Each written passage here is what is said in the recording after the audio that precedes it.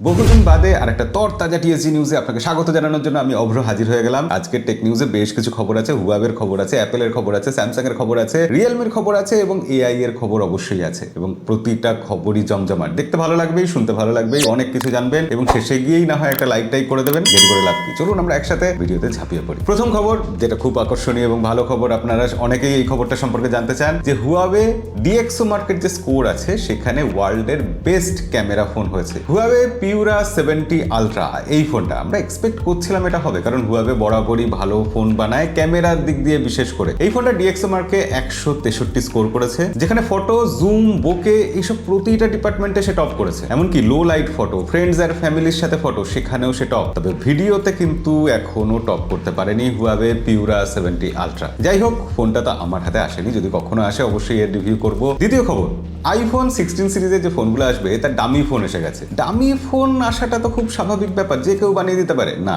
এখানে একটা বিশেষ ব্যাপার আছে। ডামি ফোন সাধারণত তৈরি করা হয় যাতে তার কভার গুলো তৈরি করা যায়, ফোনের ব্যাক কেস, কভার, এগুলো যাতে তৈরি করা যায় আগে থেকেই সেই ডামি ফোন দিয়ে আমরা জানি যে কোম্পানিগুলো তৈরি করে। এবার ডামি ফোন দেখে আমরা কিছু জিনিস বুঝতে পারি যে ফোনের সাইজ কিরকম হবে, ফোনের ডাইমেনশন কি হবে, বাটন টাটন নতুন কিছু আসলো কিনা। তো আইফোন 16 সিরিজে দেখা যাচ্ছে আইফোন 16 আর 16 প্লাস মানে নন প্রো যেগুলো, সেগুলো কিন্তু সাইজ একই আছে। 6.1 ইঞ্চি সাইজ হবে আইফোন 16-এ আর 6.7 ইঞ্চি সাইজ হবে আইফোন 16 প্লাসে। তবে হ্যাঁ, এখানে একটা বিতর্কও আছে। অনেকে বলছেন আইফোন 16 এর সাইজ হবে 6.3 ইঞ্চি। দেখা যাক সেটা কি হয়। তবে এটা ঠিক যে এবার আইফোনে একটা নতুন বাটন আসছে, যে বাটনটা দিয়ে অনেক কাজ করা যাবে। শোনা যাচ্ছে সেই বাটনটা দিয়ে হয়তো একবার সিঙ্গেল ক্লিক করলে ফটো উঠবে, দুবার ক্লিক করলে সেই বাটনটা দিয়ে হয়তো ভিডিও রেকর্ড হবে। জাস্ট কিছুই না, আমরা যখন ফোনটা এরকম ধরি, ফোনের এখানে একটা বাটন থাকলে ক্যামেরা অপারেট করতে সুবিধা হয়। তো অ্যাপেল এখানে ক্যামেরা শুট করার জন্য হয়তো একটা বাটন দিয়ে দেবে। বাই দ্য ওয়ে, এটা নাথিং ফোন 2, কিন্তু আমাদের চ্যানেলে খুব শিগগিরই নাথিং ফোন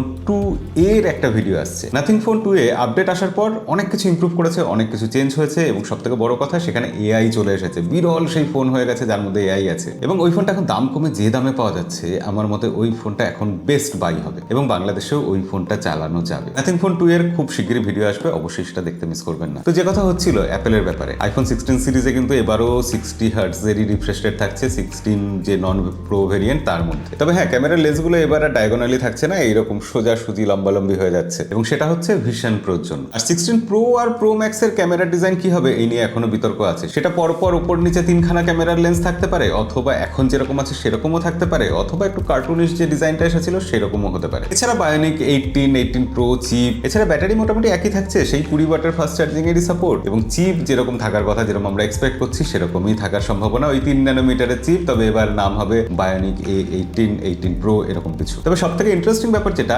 iOS 18 এর কিছু আপডেট এসেছে এবং iOS 18 দিয়েই আইফোন 16 সিরিজ আসবে এবং সেখানে দেখা যাচ্ছে যে অ্যাপেল এআই ঢুকিয়ে দিয়েছে। এখন এআই নতুন ট্রেন্ড এবং স্যামসাং এআই দিয়ে অ্যাপেলকে বাজি মেরে দিয়ে চলে গেছে। তো অ্যাপেল এবার অবশ্যই আইফোন 16 সিরিজে এআই আনবে, এটা আমরা জানতাম। এবং এআই এর ক্ষেত্রে শোনা যাচ্ছে সার্কেল টু সার্চ ফিচারটা তো থাকছেই, এছাড়াও অ্যাপেল ভয়েস টু টেক্সট যে ফিচারটা সেটাও এর মধ্যে নিয়ে আসছে। এছাড়াও অ্যাপেল চমক দেওয়ার জন্য এআই এর ক্ষেত্রে নতুন কিছু একটা ফিচার আনবে শিওর, সেটা কি এখন আমরা জানি না, দেখা যাক অ্যাপেল কি করে। তবে এটা ঠিক যে অ্যাপেলের সময়টা কিন্তু খুবই খারাপ যাচ্ছে। তাদের ভিশন প্রো লাস্ট যে বড় লঞ্চ ছিল, সেই ভিশন প্রো কিন্তু সেরকম আশা অনুরূপ বিক্রি হয়নি। মানে অ্যাপেলের এস্টিমেট যা ছিল দেখা যাচ্ছে তার হাফ সেল হয়েছে। চায়নাতে অ্যাপেল এখন 1 নম্বর থেকে নেমে 5 নম্বরে চলে এসেছে। গ্লোবালি স্মার্টফোন সেলিং এর ক্ষেত্রে দেখা যাচ্ছে অ্যাপেল কিন্তু পিছিয়ে পড়েছে। লোকে আইফোন 15 সিরিজ কিনছে না সেভাবে। হ্যাঁ, আমাদের এখানের গল্পটা আলাদা, কিন্তু টিম কুকের উপর যথেষ্ট চাপ তৈরি হয়েছে। অ্যাপেলের সিনিয়র একজন ডিজাইনার জনি আইভি, তিনি কিন্তু অ্যাপেল ছেড়ে চলে গেছেন এবং এর আগেও অ্যাপেলের ডিজাইনার টিম থেকে বেশ কিছু লোক চলে গেছিলেন। ইতিমধ্যে অ্যাপেল যে তাদের আইপ্যাড লঞ্চ করলো,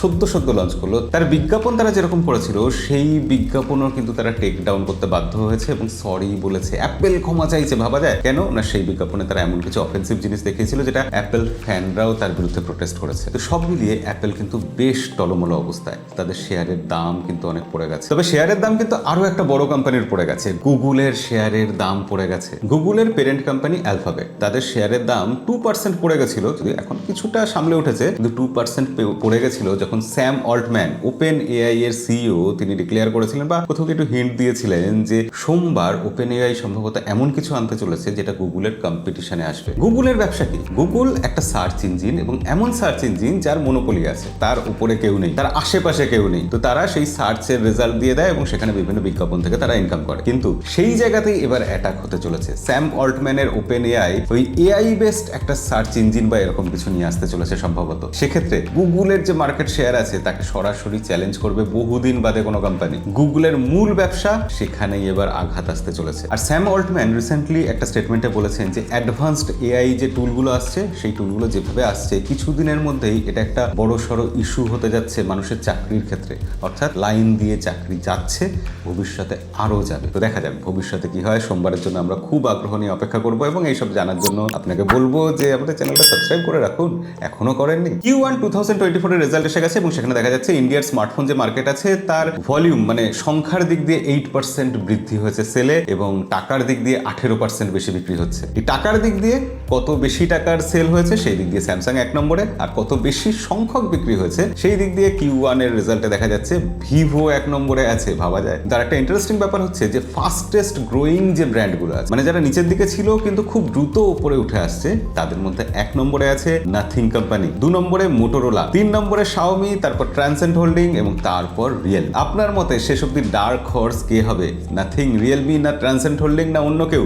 অবশ্যই কমেন্টে লিখে জানাবেন। তবে রিয়েলমির কথা যেখানে এসে গেল সেখানে বলি যে রিয়েলমি GT60 এই ফোনটা খুব শিগগিরই ইন্ডিয়াতে আসতে চলেছে এবং এর যে দাম রাখা হয়েছে বিজ্ঞাপনে সেটা দেখে সবাই চিন্তিত হয়ে পড়েছে। প্রায় 32,000 টাকা দাম রাখা হয়েছে রিয়েলমি GT60 এবং এই ফোনে কোয়ালকম স্ন্যাপড্রাগন 7 Gen 3 প্রসেসর থাকবে যেটা ইন্ডিয়াতে প্রথম রিয়েলমি নিয়ে আসবে। কিন্তু ভাববার বিষয় এটাই যে এই ফোনটা যখন চায়নাতে লঞ্চ হয়েছিল চাইনিজ যা প্রাইস ছিল সেটার প্রায় ডবল দামে নিয়ে আসছে রিয়েলমি এই ফোনটা ইন্ডিয়াতে। কিন্তু এটা মার্কেটিং স্ট্র্যাটেজিও হতে পারে। রিয়েলমি হয়তো দাম ইচ্ছা করে একটু বাড়িয়ে রেখেছে, এখন বাড়িয়ে দেখাচ্ছে এখন, যাতে এই ফোনটা যখন তারা এই দামের থেকে কম দামে লঞ্চ করবে তখন চায়নার থেকে অনেক বেশি দাম হলেও মনে হবে যে বাহ ফোনটা তো কি সস্তায় লঞ্চ করলো। এইসব স্ট্র্যাটেজি এককালে অ্যাপেল শিখিয়ে এসেছিল, এবার রিয়েলমিও এটা করছে। তবে রিয়েলমি GT2 Pro বা এইসব ফোনগুলোতে কিন্তু বেশ কিছু গ্রিন লাইনের ইস্যু এসেছে এবং সেটা রিয়েলমি এখন অব্দি অ্যাডমিট পর্যন্ত করেনি। OnePlus, স্যামসাং এইসব কোম্পানিগুলো কিন্তু এগুলো স্বীকার করেছে, তারা এগুলো সলভ করার চেষ্টা করেছে। রিয়েলমি সেটা করছেই না, তার বদলে তারা GT60 এনে হাজির করছে। জানি না ভবিষ্যতে কি হবে।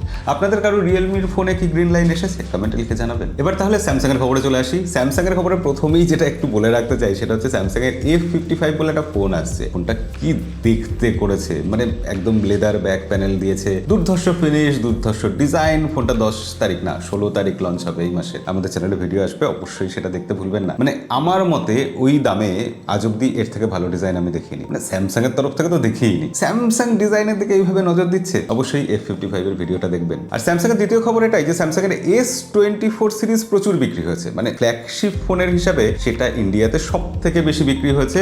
অ্যাপেল বা অন্যান্য ফ্ল্যাগশিপের থেকে সেটা অনেক এগিয়ে আছে, প্রায় 20% 24% এগিয়ে আছে। কিন্তু স্যামসাং S24 সিরিজের ফোন ইউএসএ তেও প্রচুর বিক্রি হয়েছে। 2024 সালের প্রথম কোয়ার্টারের হিসাবে দেখা যাচ্ছে ইউএসএ তে স্যামসাং 31% মার্কেট শেয়ার গেইন করে ফেলেছে, মানে অ্যাপেলের নিজের দেশে বুঝুন। এবং সেখানে এই 4 বছর বাদে স্যামসাং এরকম জায়গায় আসতে পারলো। মোটোরোলাও তাদের শেয়ার বাড়িয়ে ফেলেছে, মোটোরোলার শেয়ার এখন 9% এবং সেখানে দেখা যাচ্ছে গুগলের মার্কেট শেয়ার কমে গেছে ইউএসএ তে মাত্র 2% এবং সেখানে অ্যাপেল গত বছর Q1 এ যেরকম ছিল সেই জায়গায় আছে, তারা কমে যায়নি বা বাড়াতেও পারেনি। তারা 52% মার্কেট শেয়ার নিয়ে ইউএসএ তে আছে 1 নম্বর পজিশনে। তো যাই হোক, আপনাদের আরেকবার মনে করিয়ে দিই, আপনারা এখনো লাইক করতে সাবস্ক্রাইব করতে ভুলে গেছেন। আর আজকে টেকনিউজ যেহেতু অনেক লম্বা হয়ে গেছে সেক্ষেত্রে ভিডিও আর লম্বা করবো না, দেখা হবে পরের ভিডিওতে। আজকের মতো বিদায়।